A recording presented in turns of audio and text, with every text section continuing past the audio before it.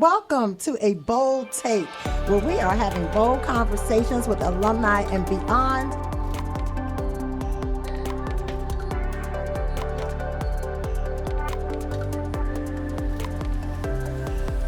BSU boldly moving forward. Hey, Bowie State University community, you have joined Podcast World, and this is A Bold Take, a Bowie State University podcast for the alumni community, where we talk about all things Bowie and in the greater community. I am your podcast host, Carla Henry Hopkins, the Director of Alumni Engagement and Stewardship, and we appreciate all of your support last year as we launched this bold podcast, and we are excited to be in season number 2. If you're an alum and you're interested in being in this podcast or participating in some way, or you have riveting topics that you would like for us to consider, then please reach out to us at alumni@bowiestate.edu. Our topic today is a bold one, y'all. It's a bold one. It's one that has sparked debate, actually, across the country. And you all have heard it because we talked about it among ourselves just a few moments ago with our guests, but you also have heard it in your families, in your communities. And we know what's going on in our political climate.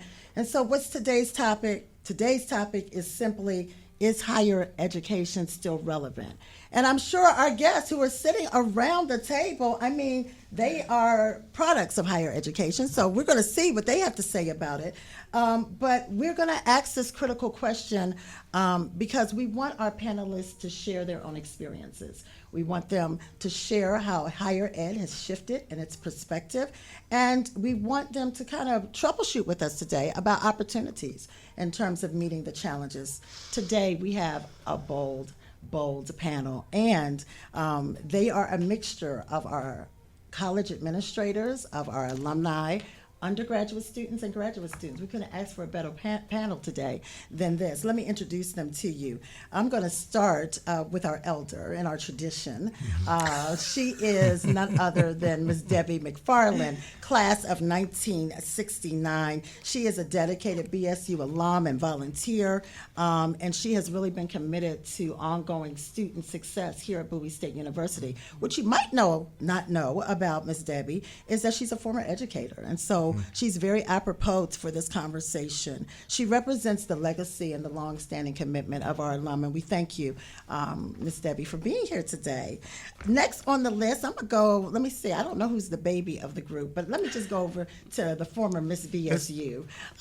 Miss BSU, former Miss BSU, class of 2014, her name is Miss Erica Johnson. She's the strategic coordinator for enrollment management and student affairs. She's an assistant cheerleading coach, and I told you she's the former Miss BSU, but she's all things really BSU. Erica does a phenomenal job as a young professional here, helping our students every single day.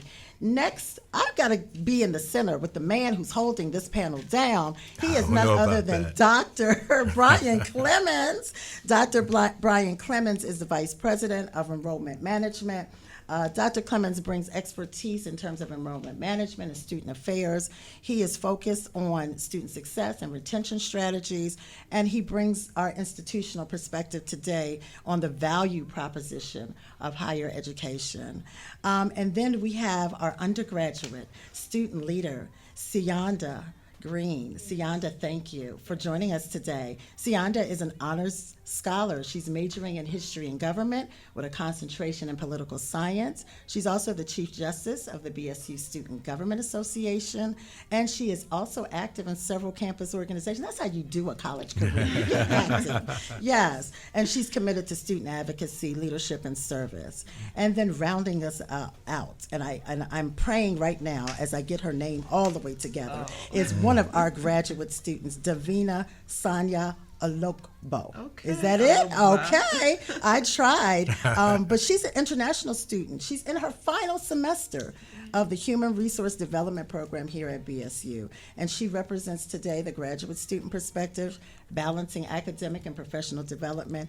And I think you also can really help us at an international viewpoint of how American higher ed is viewed globally. And so thank you to our guests. Let's give our guests a little hand. Yes, studio audience.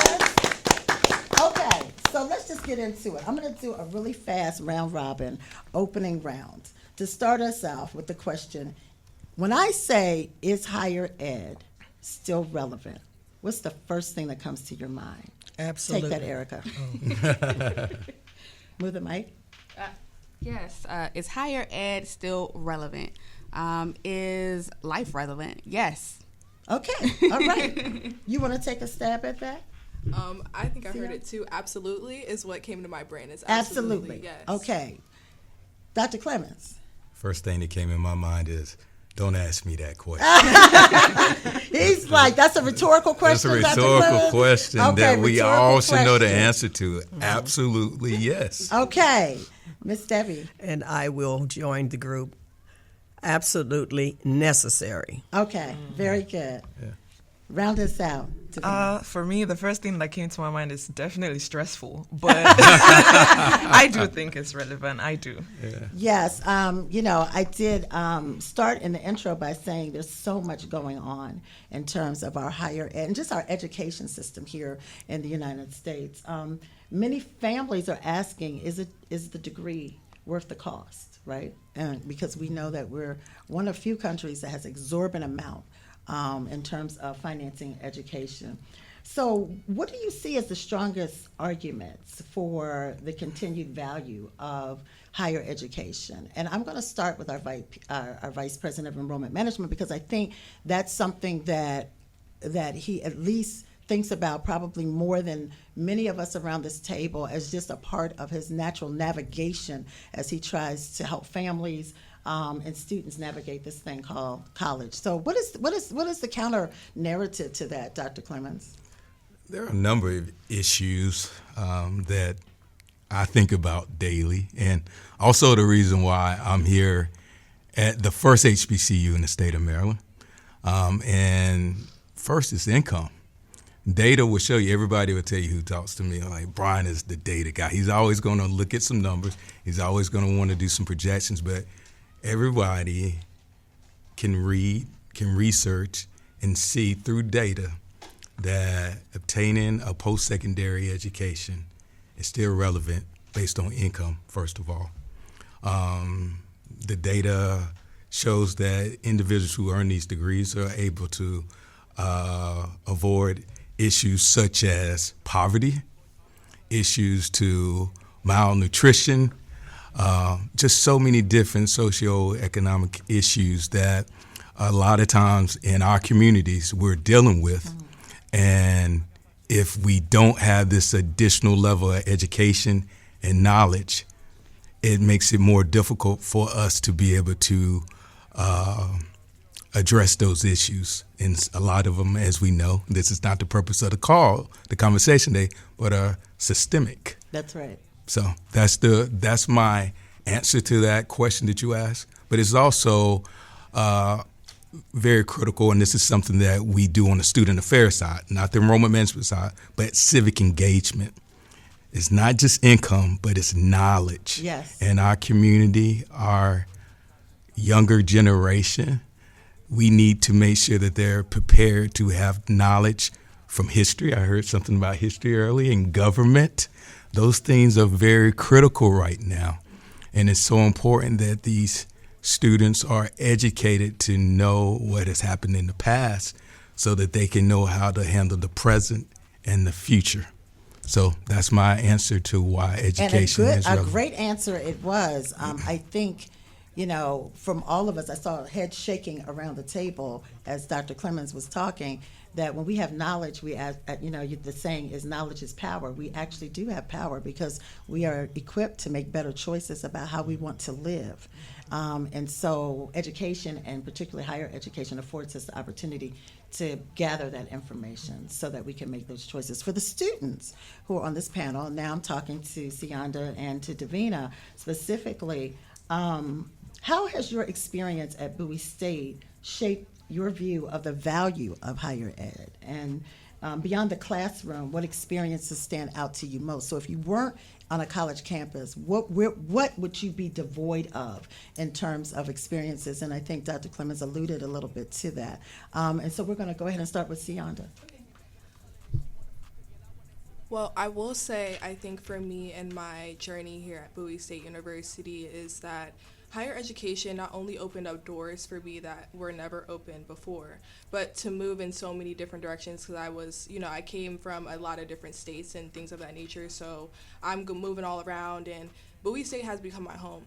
So to be able to learn and engulf yourself and enrich yourself with information and knowledge, not only from your counterparts or from your classmates, but from alumni and all these other mentors and great advisors and people that actually care about us at the school, I feel like it gives us the empowerment to be able to move forward with the knowledge that we have, or to be able to be open to receive the knowledge. It's different to get the knowledge, but to receive it is two different things.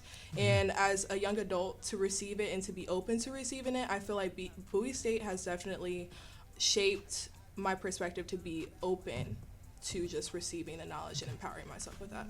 Yeah, that's good stuff. So what I took from that is that being on a college campus exposes you to so many different viewpoints and so many different people that opens you up for new experiences and new ideas. And I want to go ahead and switch it over here to Miss International, because I'm interested in you answering that question, but also from the context of being outside of the United States in the context of this, educational, what I'm going to call it a slight crisis. But, what is your value proposition to the education that you have received in terms of higher education? And does that differ, globally, do you think? So I will start by saying, I did my undergrad in Nigeria, and there I got my undergrad was in communication, and here at Bowie, I'm getting a graduate degree in human resource development and project management. So I will say that, first of all, the teaching methods do differ because it's different programs. So for human resource development, let me start by speaking about my experience in Bowie. I think it has been very valuable. Like Sianda said, it has opened doors for me that I didn't even think that I would be able to get coming into Bowie. So for example, I've been able to attend conferences. I think meeting the people here has really given me the opportunity for networking and increasing my social capital. I've been able to do research in countries that I never thought I'll be able to. Like last year I was at Scotland at a conference. So I think higher education in this sense has definitely opened doors for me that I didn't think about when I was coming into Bowie. Now, in comparison to international, I do think even then it is still relevant. I think my undergrad was very, very relevant to me. I did communication, so it wasn't quite as practical as what I have experienced here at Bowie, but I will still say it was very relevant. The people you meet, the research you do, even just having that structured classroom setting, it really does add a lot. The presentations you get to make in front of the class, a lot of people go into workspaces now and they can't, stand in front of people and talk. They can't stand in front of a meeting room and talk. They can't structure certain things certain ways. They can't practice time management, but in the structured setting of classrooms and a program, I think you definitely pick up on that. Now, is this conversation nuanced? Definitely. It's very nuanced. There are different takes, different valuable takes for and against. But I do think that in my experience, that the education I have received from higher education is definitely valuable. Okay, so that is a good pivot to Miss McFarland. You graduated in 1969. And it wasn't so long ago. At a time where a lot was happening in the country that seems, I would imagine to you, a bit reminiscent. So I want to hear from you about, I know what you and I have had many conversations about the value of education in the 1960s, people of color getting higher education and being able to have access to that and what that meant. How have you seen since the time you have picked up your degree to now? You've been an educator, you've been in schools helping other students to get to the next level. How have you seen a shift? And do you believe that the way that higher education is contexted right now in the United States, is that sustainable? And is it still so relevant as it was in 1969? First of all, I'd like to thank all of those who were able to make this panel, and I thank you for inviting me. I'd like to say that in comparison into what was going on in 1969 and what's going on now, you have far more variety. We have expanded the various departments and degrees that we can ascertain. And I was happy to hear from both the undergrad and the grad student of their ideas and how they feel about how Bowie State has prepared for them. Higher education will always be relevant. It's necessary. There's a movement in this country where it seems as though we're trying to uneducate our young people, and we need to always be ready to accept the changes that have taken place, whether we like them or not. As a high school vice principal, I look at former vice principal. I've always tried to encourage students to look further and beyond what people requiring you to do as much as you possibly can, looking into what will be demanded or commanded from you as you move through the years. I've come to this campus many times and see the differences that have taken place, not just academically, but socially as well. The population is far more diverse, and we could learn so much more from each other. It was not like that in 1969. There were 5 buildings when I was here, and 3 of them were residence halls, as we call them now. They used to be dormitories, and the changes that have taken place.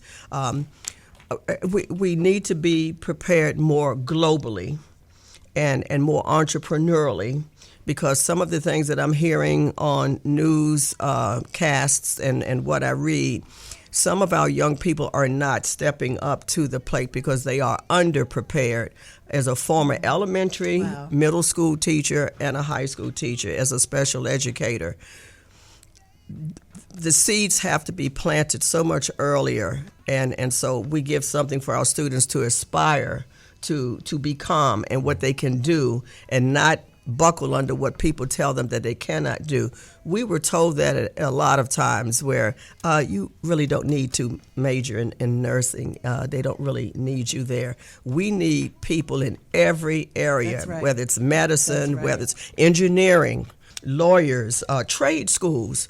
I've told to my young people at the high school level, everybody does not need to attend a college or university as soon as they graduate. My feelings have been those students who need to wait 2, 3, 5 years end up doing a better job when they begin to matriculate, because everybody is not quite ready. One of the things that I hear from the counselors at the high school and from the teachers and from what I've witnessed myself, some students are not ready in terms of written or oral communication to be able to articulate their ideas as deeply and as passionately as they possibly can. I'm hoping that, and I know that Bowie State will always, under the leadership of Dr. Bro, students will be prepared from a global standpoint of view and from an entrepreneurial standpoint of view, so that we are ready to meet the technological competitive world that we are A part of. have become a part of, whether we wanted to or not. Well, that's a brand identity, and that's a good place for us to just take a little bit of break. Thank you so much for that thought. This has been, a riveting conversation so far, and we're coming back. Right now, we're just going to take a break. You're listening to Podcast World, Bowie State University Community, and the community at large. We'll be right back. You're listening to BSU, Bulldog Nation Radio, and Podcast World. And by the way, congratulations to the class of 2025. You did it. I'm Carla Henry Hopkins, the Director of the Office of Alumni Engagement and Stewardship. And on behalf of BSU and the Office of Alumni Engagement and Stewardship, we are proud to welcome you into an alumni network community of over 45,000 BSU alumni. Your journey as a Bulldog does not end with that degree you just received. As a matter of fact, it's just beginning. Stay connected, stay engaged, and stay BSU for life. The Office of Alumni Engagement and Stewardship is always here to connect you and to help you as a new BSU alum. Remember to stay bold, stay brilliant, and stay BSU for life. To stay connected and for more information, please visit bowiestate.edu/alumni or email us at alumni@bowiestate.edu. You might also want to follow us on our social media platforms, Instagram and Facebook, @Bowie Alum. We are back, Bowie State University community. You're listening to Podcast World, a bold take, the alumni podcast, where we are making connections in the alumni community, our campus community, and beyond. And when we took, right before the break, we were having a riveting discussion about, is higher ed still relevant? And we're going to jump right back into that discussion. But right now, I have some campus announcements, and let's get to it. Tomorrow is fall matriculation convocation. Yes. And we welcome all of our newest Bulldogs to the Bowie State University family. Convocation is tomorrow, Wednesday, September 10th at 10 a.m.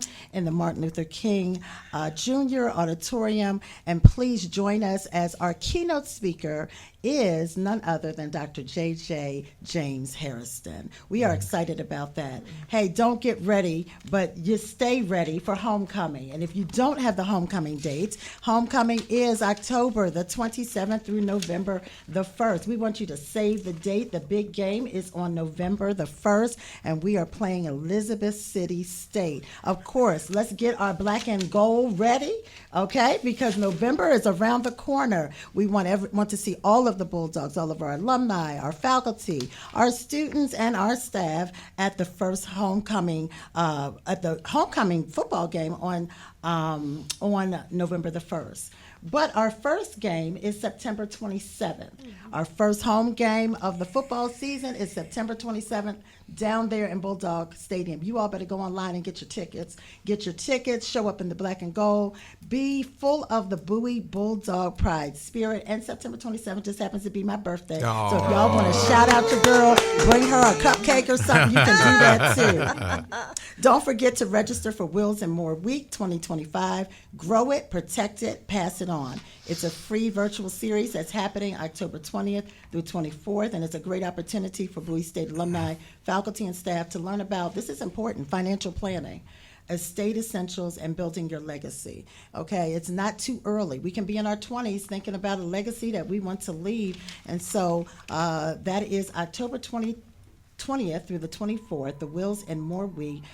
You can go to the BSU alumni page for more information to register for that. It is free. And then October 7th is the 14th annual Bowie Bulldog Golf Classic. If you're a golfer, it is not too late. You can still register to be a part of a foursome, or just get out there and enjoy the green. And you know what? The nice thing about the Golf Classic is that we are raising money for student athletes. And I mean, and so what better day and what better way to spend on the green, being able to play golf or just talk with friends and raise money for students who are matriculating at Bowie State University. I can't think of a better way to spend a fall day. You all go ahead and go to the alumni page for more information. So we left our conversation, and we were having this really great conversation about, is higher ed still relevant? For those of you who are just joining us on our second half, the consensus of our panel is that it is relevant, but it's relevant from their various perspectives. And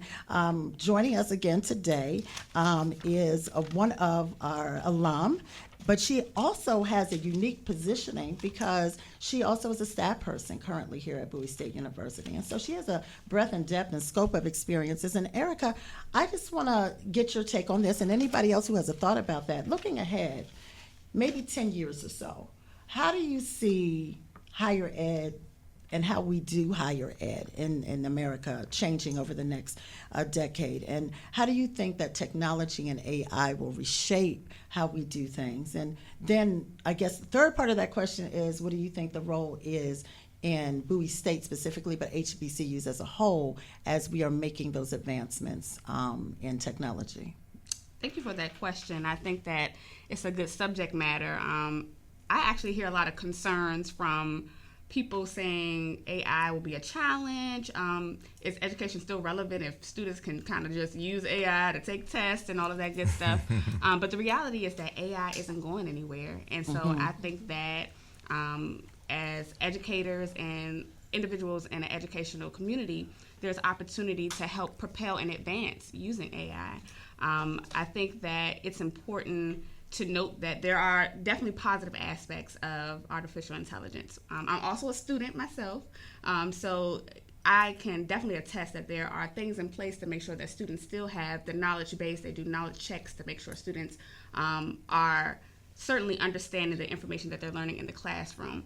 But I personally use AI to help with study guides to help make sure that the information that is being taught is also embodied in understanding the information. So I think that, again, artificial intelligence isn't going anywhere, so I think that it's our responsibility to make sure that we're using these things to our advantage. Yes. Can I jump in right there? Yes, sure. So I don't want to expose my age, and Go I ahead, am a expose it. proponent. I am It's a safe space. It's a safe space.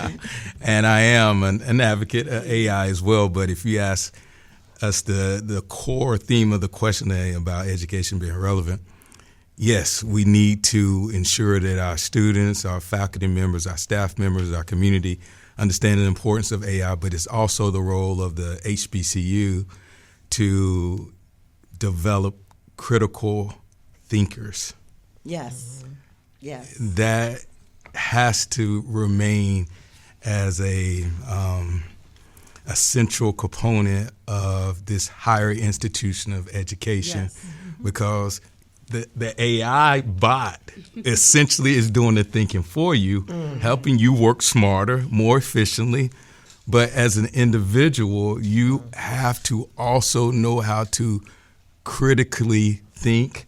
And as my colleague over here said as well, as a former vice principal, be able to articulate what you need to be able to say in written format, orally.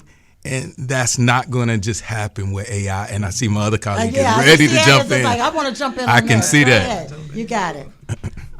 The only thing that I wanted to add, I feel like what Dr. Clemens said is critical thinkers.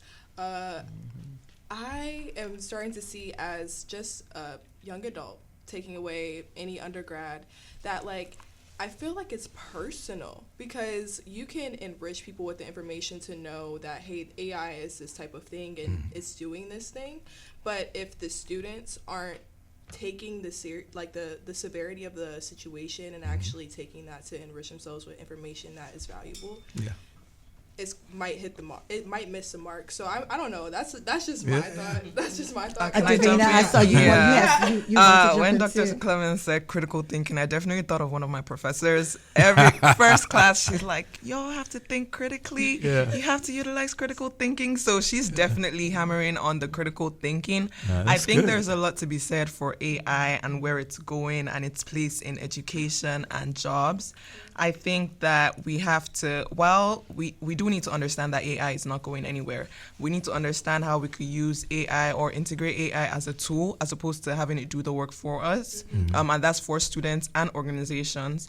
But I think that what can really help us navigate that is, the ethical consumption of AI or the ethical use of AI. We have to, really guide students. And honestly, organizations can take from this to how to use AI ethically and just ensure that it doesn't take over our brains, essentially. And Yes. we still have that human aspect of what we're doing. We still have that critical thinking aspect of what we're doing. Yes. And just quickly to go along with the critical thinking skills, evaluative thinking skills, interpretive thinking skills, they go together. As a former elementary school teacher, we pushed critical thinking, interpretive thinking, evaluative thinking in reading, in science, in social studies, in mathematics. And it just seems as though folks have gotten caught up in critical race theory, and a lot of them did not really know what they were talking about. But going back to what Sionda Davina. and Davina, you're right on the mark. We have to continue to do that because AI is being used for so many great things, especially in the field of medicine, Yes. and I'm sure in engineering and other subject areas. But there has to be oversight because we know from news that we heard yesterday, some people are saying somebody else wrote my name. Oh, well, it's interesting. As you all were having the conversation, as Dr. Clemens said, I don't want to date myself, I started laughing because I was like, well, I'm older than Dr. Clemens, so he dates himself, and he's dating me. But I do remember a time, y'all ever heard of a floppy disk? Of course. Yeah. Y'all ain't heard of a floppy disk. Have you ever heard of typewriter? Of course. You know how to use a typewriter? No, I don't. Okay. I just say that. I say that only because I remember being a young person, and all of these other things were being talked about, right? Yeah. The computer, the digital age, and all of these things were going to happen, and people were going to lose their jobs, and da-da-da-da-da-da. And I'm a living witness that it didn't happen. It created other jobs that we hadn't even thought about yet. And so I remember that there are jobs that people are doing now that did not exist when I was born, did not exist when I was in elementary, middle, and high school, but have been now for 30, 40 years existing. So I do, when I think about AI, I think about that progression and the technological evolution of life. So, we know that the consensus on this panel is that higher ed is relevant.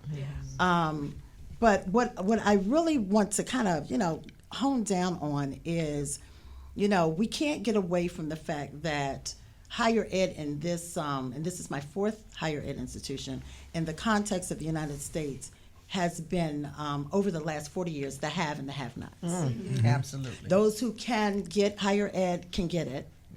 Those who cannot. And doesn't have anything to do with intellect. We know that many of our young people who look like us, are brilliant people who don't have the opportunity to be in higher ed. And so what do you think is the responsibility of those? I used to be a DISJ person. Yes, I said it on the podcast. Go ahead and email me if you want to. I still am. I am about that life. And I believe that your privilege is, we all have it, but our privilege is given to us so that we can open the door for somebody else, right? And so that's how we use our privilege. What role do you see us, those of us who have higher ed education, those of us who work on these campuses, who are studying on these campuses, who are getting advanced degrees on these campuses, what is our role in helping our community who cannot attain because of the financial burden? What can higher ed, what can HBCUs particularly do to kind of fill the gap so that what we know, somebody else can know who maybe cannot afford a college education at this time? And as Ms. Debbie said, doesn't mean that they won't go back, that they won't have an opportunity to. But in the meanwhile, what is your thought around that? Dr. Clemens, I got to start with you on that.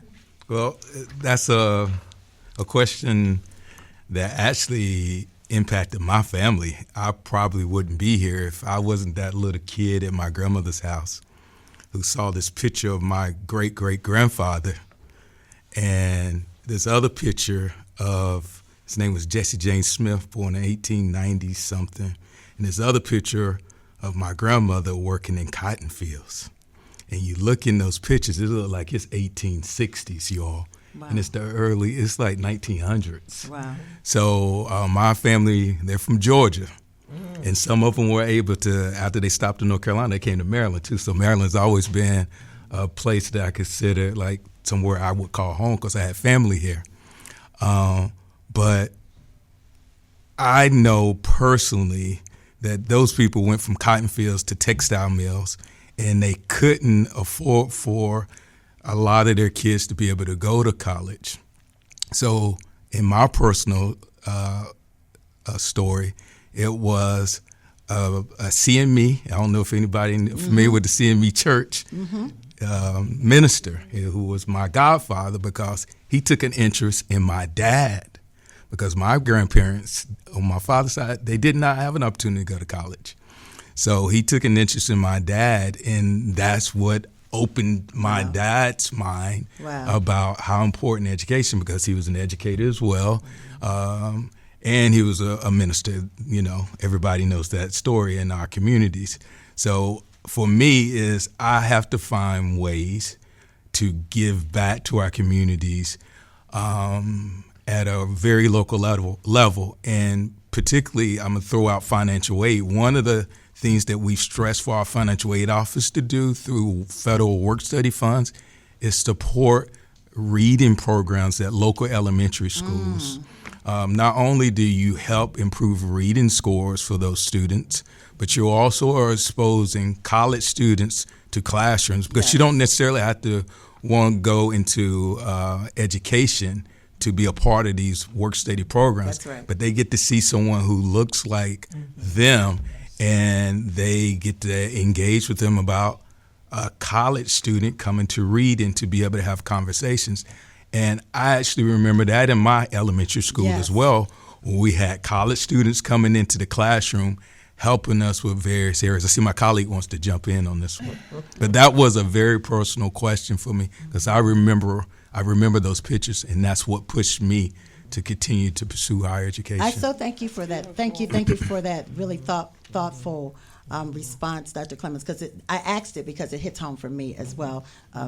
Ms. McFarland. Yes, and growing up in Washington, D.C., because of the location, I think Bowie State is in one of the best locations it could be. We've got Washington, D.C. to the west, Annapolis to the east, and Baltimore to the north. And my experiences were different because I did grow up in the city, and we had access to many things that people in other areas did not.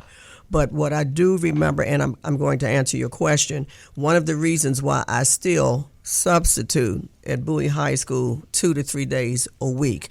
That is my platform. That is how I'm able to plant some more seeds. Yeah. See, I'm a farmer in a certain way. Okay, I still like to plant. You still plant seeds. I like to plant seeds, and I like to cultivate them, and I like to feed them, and give them the tools that they're going to need to navigate life after not only high school, but after college as well. I worked my way through. I worked in Greenbelt so that I could pay for my education. But when I was looking at the hardest jobs in the world, firefighter was the first one. Do they have to go to college? Do they have to attend? Do they have to matriculate at the university? And this goes back to the question of the comment that I made, that everybody is not quite ready to go out to apply for college applications, which is a whole nother different thing as well. But when I looked at the list of all of the jobs that are hard, police officer, paramedic, airline pilot, astronaut, search and rescue, public school teacher, truck driver, farmer, how many of them had to attend college? Yeah. Most of them, half of them did not. Yeah. But it doesn't make them any lesser. But I also think it's important because higher ed is relevant to me, and I don't mean to interrupt you, Ms. McFarland, fine. but is because there are so many people in my own family who are college educated but no degree, because those of us who are college educated are talking to them all the time and exposing them to everything we know. That's true. And I think that no matter what your profession is, or no matter how you have carved out yourself in life, our responsibility, at least in my estimation, is my education wasn't just for me. No. Absolutely. It was for my community. Yep. Right? Absolutely. And so whether they decide to formalize that and go to college, that's one thing. But I'm educated enough to be able to try to change things in my community by sharing that information. What is your hope in a couple of years when you come back as an alum, and I'm talking to you, Sionda, what would you like to see in terms of the shift for the better in higher ed? When you come back, you're like, wow, when I left it was like this, but now it's like this. What is that? What is that thought? I think that's a loaded question, and great responses from all my colleagues. Like those were great, very inspirational stories. I can resonate with a lot of the stories. I am not a first generation student by any means, so I grew up listening to stories from my father, my mother. She got her degree as well. My brother is also, he got his degree, so we just all got our degrees. But I wasn't really too energized to go to school until it was like the last minute, and then I made the decision, best decision of my life, granted, but it was very last minute. And I feel like I want there to be more energization behind empowering yourself, like how I said with knowledge. being able to engulf yourself in knowledge does not make you a nerd, does not make you a geek, does not make you less cool than the next person next to you. It just means that you are able to navigate through life in a better manner because you have the tools in order to be successful. I want every student here at Bowie State to have the tools to be successful, whether that's through community, whether that's through just talking to someone. Just having a simple conversation can go a long way. That can plant a seed for somebody else that you might not even know yet. But if you don't take the chance to just have those conversations and just humanize yourself and just be humble, to understand that people can be in your position if only they think it's attainable. If they don't think it's attainable, they're not going to try to strive and go to these different rooms or try to go to college and things of that nature. Sure. So that's my Thank you. Erica, quickly, what is your hope for higher ed? My hope is the continuation of the lift as you climb mentality, both from students and those who are in the educational profession. I think that it is important for students to know that just by changing your environment can cultivate and shift your entire trajectory of your life. And it's also important to know that it's bigger than you. I think everyone sitting here at this podcast can attest that there is someone that planted a seed or invested in them to the point that inspired them to be better than they were yesterday. And so just cultivating that lift as you climb mentality from the student all the way to the professor. Yes, lift as you climb. I love that. Davina, you're going to wrap us up. Let us know, what is your hope? You're getting ready to leave, and you're armed with your degree, your graduate degree. And what is your hope as you come back now in an alum status a year from now or 2 years from now? What would you like to see in terms of growth for higher ed? I'll start by saying, the first thing I said when we started this conversation was that it's a nuanced conversation. And while we do think that higher education is relevant, there is still a need to evolve in different aspects, form, delivery. Different schools have the different ways they do things. What I would hope to see when I come back, I would love to see more like middleman opportunities. And when I say that, it's like I would love to see how the school kind of helps the students get that practical experience. How do we help them get internships, or how do we connect them to organizations like, you should take this theoretical aspect from this class and then apply it here. Yes. I would love to see that. I would also love to see students apply themselves more, because I would say even at Bowie there are so many opportunities available, and I was only able to get on those opportunities because I applied myself. You have to go there looking for what you want. And then I would also like to see, and this is not just about school, but then also organizations. I feel like a big reason why a lot of students don't think that higher education is relevant anymore is because there's kind of a disconnect between education and workforce demands. Education and the experience there's a big disconnect there. So I definitely think there's something to be said about that. And lastly, Bowie already does a good job at this, but entrepreneurship, because when a lot of students begin to think that higher education is not relevant, a lot of them go through self-directed and entrepreneurial pathways. Yes. So I think schools should really focus on honing in on students' entrepreneurial skills, and then they can build them in that way, so that if they do decide that, okay, I want to go later, or I might not want to go now, or I might not want to do this, they do have something else to fall back on. So I think that is very important. That was a mouthful, but that's okay.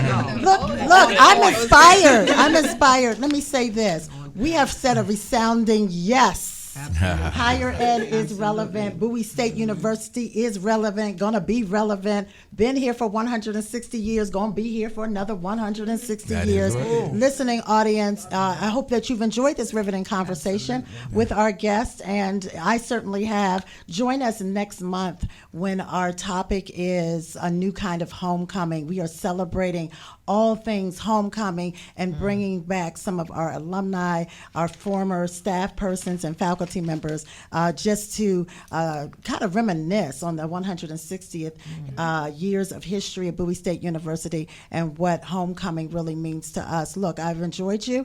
Please give my guest a round of applause in the virtual world. And you are listening to BSU Podcast World and A Bold Take, where we are making bold connections at BSU and beyond. See you next time. Yeah. Welcome to BSU Podcast World from the campus of Bowie State University.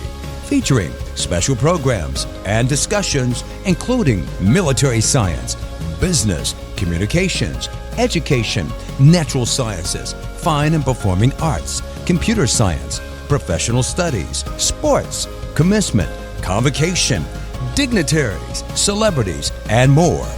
Please join us for BSU Podcast World from the campus of Bowie State University. Boldly moving forward.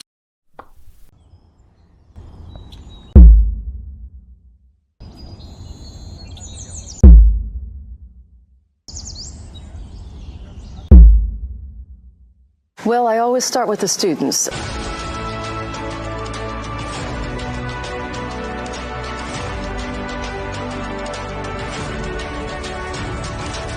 I have amazing students. They're bright, they're talented, so self-confident, and looking to do amazing things when they graduate. We also have outstanding faculty on the campus that are doing incredible research. Their teaching is just at a top-notch level. So it's really about the quality of the educational experience that we afford to our students that makes me very passionate about Bowie State. Welcome to Bowie State University's 2021 Virtual Open House. We're excited that you're joining us for a glimpse of what it's like here at Maryland's first historically Black college and university. I am Thomasina Borley, the Assistant Director of New Student Experience. And I am Erica Johnson, the Transition and Retention Specialist and a proud member of BSU's class of 2014. During today's open house, you'll learn what it means to be Bowie Bold. First, you will hear about the innovative academic programs that are preparing students like you who are taking tomorrow boldly. Then, our student leaders will give you the rundown on some of our campus organizations and share a little bit about what it's like to be a Bulldog. We will also tell you everything you need to know about admissions, financial aid, and housing. So don't forget to take notes. Before we get started, everybody pull out those phones and follow us on Instagram at Bowie State University.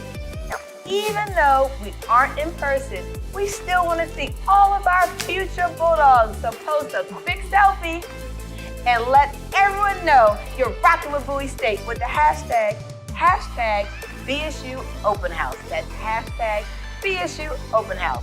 We'll be reposting throughout the program. And make sure you stick around until the end. You don't want to miss a thing. It's Bowie State for me. Hey guys, my name's Dana and I love my BSU because I've made some lifelong friends here. There are staff here that really wants to help you succeed and thrive, and I've had the time of my life here.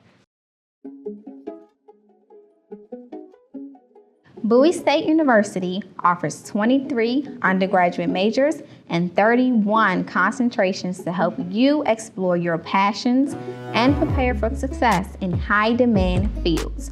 Our supportive academic environment empowers students to think critically, make new discoveries, and emerge as leaders in a rapidly changing global society. Check out these highlights from a few of our programs and find out why BSU consistently ranks as one of the top HBCUs in the nation. The Department of Natural Sciences is located in the Center for Natural Sciences, Mathematics, and Nursing. It is the newest building on campus and one of the region's premier centers for transformational learning and research. The Science Center features a fully enclosed greenhouse, research labs, and a nursing simulation wing. There are glass-walled classrooms and labs that allow you to see science in action. And active learning classrooms make it easy for students like me to collaborate with class. Within the Natural Sciences Department, students can major in chemistry, biology, bioinformatics, or science education. Here are some highlights from each of those programs. Hello, I'm Dr. Kari Debink, and I'm the program coordinator for the science education major. This program combines a degree in biology with a secondary level teaching certification. So not only are you studying natural sciences, but you're also learning how to teach it to middle school and high school levels. Science education majors study biology and chemistry, while also learning how to create engaging classroom settings and lesson plans. Our graduates leave BSU ready to provide high-quality STEM instruction in the classroom and make an impact in the lives of young people. Hello, I am Dr. George Ude, Chair of the Natural Sciences Department. At Bowie State, biology majors are becoming next generation of STEM leaders through a combination of lectures, lab work, and their own original research. Our small class sizes ensure that everyone gets the guidance they need to be successful in their courses. There are also opportunities to gain real-world experience through valuable internships and study abroad trips. Students have the benefit of learning from a talented group of award-winning faculty, researchers. Bowie State professors are conducting innovative research in areas like plant genomics, drug discovery, food insecurity, and the aging process. While many of our graduates go on to study medicine or dentistry, a biology degree also prepares you for careers in a variety of STEM fields, including biotechnology, nutrition, physical therapy, marine biology, and environmental science and agriculture. Hi, my name is Dr. Jacqueline Smith, and I'm the program coordinator and a professor of chemistry here at BSU. Through a combination of lab work and lectures, our students gain a strong foundation in chemistry to prepare them for careers in forensics, pharmacy, medicine, and other doctoral programs. Our labs feature new state-of-the-art equipment like the mass spectrometer, NMR, and other analytical instrumentation. So students here get extensive hands-on experience and leave Bowie State with the skills to excel in graduate school or in the workplace right after graduation. Hello, I'm Dr. Karnati, coordinator of the Bioinformatics program. Bioinformatics is a highly interdisciplinary program that explores the link between biology, computer science, chemistry, and mathematics. If you enjoy problem solving with the data and algorithms, and if you want to help create advancements that make life better for others, this is your major. BSU is one of very few universities that offer an undergraduate degree program in bioinformatics. Our students have benefited from our standing partnership with the Frederick National Laboratory for Cancer Research, which regularly facilitates internships. Bioinformatics majors have also completed field study in prestigious institutions like the National Cancer Institute and the Johns Hopkins University Department of Biophysics. Science, medical, and technology fields are thriving in the Washington, D.C. area, and you will have opportunities for practical research experience both on and off campus to enhance your classroom education. The Natural Sciences Department provides several special opportunities to enhance learning and to help students prepare for success after graduation. The course-based Undergraduate Research Experiences Program, or the CURE program, is where entire classes of students collaborate on research projects during a series of courses taken from freshman year all the way to senior year. There's the Bowie Med program that offers support for those who plan to pursue medical school and other health-related fields after graduation. Recently, we've had students intern with the U.S. Department of Agriculture and the Walter Reed Medical Center. With state-of-the-art technology and facilities, guidance from expert faculty, and an innovative curriculum, students have the opportunity to leave Bowie State ready to solve global problems and boldly shape the future. Hi, I'm Dr. Otis Thomas, Chair for the Department of Communication here at Bowie State University. I've been with this great institution for 20-some years. Now, I'm inviting you. Let me share some of the dynamic, outstanding things that we do here at Bowie State University's Department of Communication. So you thought about radio and television, but you haven't been able to get your hands-on experience. We're going to change that right now. We're going to take you to one of our most recent ventures, a dynamic radio station. Some of our students are program directors, music directors. Also, they help with the writing and managing of that facility. So you had a chance to visit a radio station. But what about television? I'm standing in our state-of-the-art studio here at Bowie State University. We have a beautiful control room. We have sets that we put up as backdrops. We have lights, and we have the right faculty to help guide you through. Let's move over now to public relations. We have all sorts of great programs as a part of our public relations team. Students get that Bachelor's of Science in Communication with emphasis in public relations. Teaching you writing, creative writing techniques, how to really get out there and work in the world of communication with big organizations. Now let's move over to print. We have professional faculty who teach print journalism. Strengthen your writing skills, your creative skills.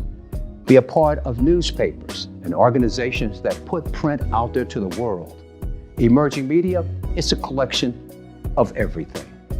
It gives you a chance to get a little bit of public relations, broadcast journalism, print journalism. We want you to be a part of the family and a part of Bowie Bowl. I'm Dr. Thomas. We look forward to seeing you here at the world's greatest campus, Bowie State University. Thank you for joining us. Hi, I am Johnetta Bozeman Hardy, Executive Director of the Entrepreneurship Academy at Bowie State University's Entrepreneurship Innovation Center. Here at BSU, entrepreneurial education is a priority across the entire campus. Our goal is to produce graduates who are ready to be creative problem solvers within a workplace, and those who are ready to chart their own course by launching business ventures. This initiative is not just for business students. Regardless of your major or academic interest, we are here to help you develop great ideas and create unique opportunities. Our newest building, the Entrepreneurship Living Learning Community. It is the hub for entrepreneurial activities at Bowie State. With tech-infused classrooms, maker spaces, and incubators for business development, the ELLC gives students, faculty, alumni, business owners, and donors a place to connect, to collaborate, and put their ideas into action. Each year, we offer a variety of experiential learning opportunities, like the Bulldog Pitch Competition, where students work with mentors to refine and pitch their business ideas for a chance to win cash prizes. And the Summer Launch Program, where students are paid to work full-time for 9 weeks developing their businesses with the help of industry leaders. In the Student Center, aspiring entrepreneurs can also learn what it's like to run a successful business by becoming the student CEO at Saxby's, our exclusively student-run cafe. Bowie State is proud to be the first HBCU to partner with Saxby's Experiential Learning Platform. Each semester, Saxby's selects one student as the cafe executive officer, where they lead a staff, oversee operations, and implement creative marketing strategies, all while earning full credits for the semester. While these opportunities are open to all students, those who would like to delve even further into the field can choose to major in business administration with a concentration in entrepreneurship and small business. Bowie State University is at the forefront of entrepreneurship education in Maryland, and we will continue to be that powerhouse for real-world innovation and bold thinking. Is there an entrepreneur in you? Hello, my name is Dr. Karen Cook-Bell, and I'm the chair of the Department of History and Government at Bowie State University. Our faculty is preparing students to become the next generation of bold leaders by bringing their extensive knowledge of U.S. and world history, government, and politics to the classroom. Whether you plan to head directly into the workforce or attend graduate school, we prepare our students to excel after graduation. History majors have multiple options to personalize their studies and achieve their individual career goals. And with 9 diverse minors and multiple concentrations to choose from, students leave BSU ready to chart a positive path forward for our community and the world. You can choose specific areas of expertise like international studies, women's studies, history education, or even pre-law. The pre-law minor is designed to guide and support you on your journey to law school. Here, you can build a foundation for future success in law school by taking courses that enhance writing and critical thinking skills, connecting with peers in our pre-law society, and receiving thoughtful guidance as you prepare for the LSAT exam. Outside of the classroom, our students enhance their learning experiences by joining organizations like the Phi Alpha Theta History Honor Society, the American Political Science Association, and the Association of Third World Studies. And for those who wish to see the world and explore international history beyond Bowie State's campus, there are opportunities to travel abroad. In recent years, our students have studied in Ghana, London, and China. The History and Government Department offers endless options for you to develop the skills you need to make an impact and excel in the career you've always dreamed of. Learn more about your future as a history and government major online at bowiestate.edu/history.